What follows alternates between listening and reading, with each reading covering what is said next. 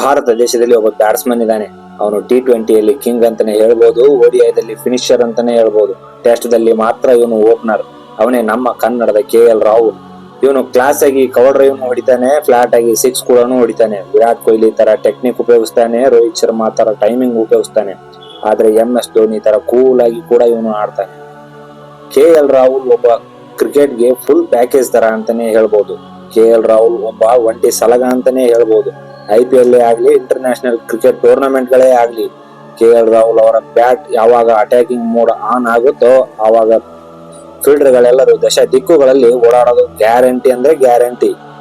IPL ದಲ್ಲಿ fastest 50 ಆಗ್ಲಿ ಅಥವಾ ಅದೇ IPL ದಲ್ಲಿ ಕನ್ಸಿಸ್ಟೆನ್ಸಿ ಆಗಿ ರನ್ ಹೊಡೆಯೋದೇ ಆಗ್ಲಿ, KL ರಾಹುಲ್ ಮಾಡೋದು ಮಾತ್ರ ಅಲ್ಲಿ ಕಮಾಲ್.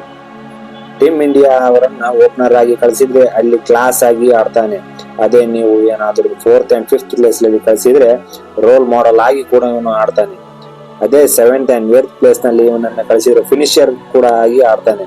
KL ರಾಹುಲ್ ಕ್ರಿಕೆಟ್ಗೆ ಅಲ್ಲ, ಈ ಟೀಮ್ ಇಂಡಿಯಾಗೆ ಇಡೀ ಫುಲ್ ಪ್ಯಾಕೇಜ್ ತರ ಅಂತಾನೆ ಹೇಳ್ಬೋದು. ಅವಶ್ಯಕತೆ ಬಿದ್ರೆ ಕೀಪಿಂಗ್ ಮಾಡ್ತಾನೆ, ಅವಶ್ಯಕತೆ ಬಿದ್ರೆ ಫೀಲ್ಡಿಂಗ್ ನಲ್ಲಿ ತನ್ನ ಕಮಾಲನ್ನು ತೋರಿಸ್ತಾನೆ.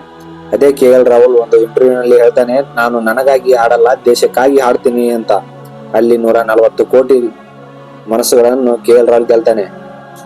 KL ರಾಹುಲ್ ಒಬ್ಬ ಬೆಂಕಿ ಪ್ಲೇಯರ್ ಅಂತ ನಮಗೂ ಗೊತ್ತು, ನಿಮಗೂ ಗೊತ್ತು, ಟೀಮ್ ಇಂಡಿಯಾದಲ್ಲಿ ಆಡ್ತಿರೋರ್ಗೂ ಗೊತ್ತು, ಅದ್ರ ಸ್ಟಾಫ್ಗೂ ಗೊತ್ತು. ಆದ್ರೆ KL ರಾಹುಲ್ ಟೀಮ್ಗೆ ಬೇಕು, ಆದ್ರೆ ಟೀಮ್ ಮುನ್ನಡೆಸೋಕೆ ಸಾರಥಿ ಆಗೋದು ಬೇಡ ಅನ್ನೋದು ಟೀಮ್ ಇಂಡಿಯಾದ ಕಥೆಯಾಗಿದೆ. ಸೊ ಇಂಥ KL ರಾಹುಲ್ ಬಗ್ಗೆ ನಿಮ್ಮ ಅನಿಸಿಕೆ ಏನನ್ನೋದು ಕಮೆಂಟ್ ಮಾಡಿ.